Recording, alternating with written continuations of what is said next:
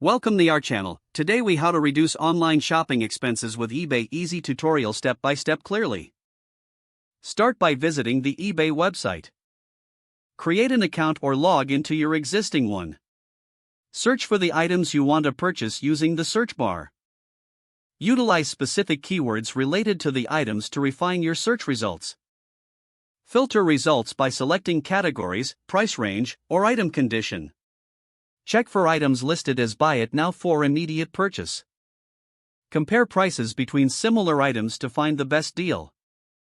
Explore auction listings if you're interested in potentially lower prices. Set a maximum bid amount if you choose to participate in bidding.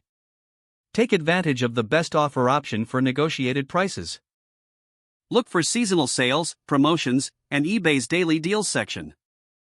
Consider using eBay gift cards for added savings. Join eBay's rewards program to earn points on your purchases. Utilize cashback websites to get a percentage of your spending returned. Make sure to read seller ratings and reviews to ensure reliability. Keep an eye on shipping costs, as they can affect overall expenses. Use the Shop Local option for potential pickup deals in your area. Save items to your watch list for future reference and price tracking. Check back regularly to see if saved items decrease in price. Consider returning for discontinued or clearance items for potential bargains. Stay informed on eBay's policies regarding returns and buyer protection. Review your purchases and habits to identify areas of potential savings. By following these steps, you can effectively reduce your online shopping expenses on eBay. If the page does not load, refresh the browser or try again in a private or incognito window.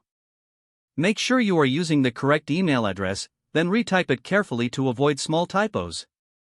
If your password is not accepted, use the reset option and create a new strong password you can remember.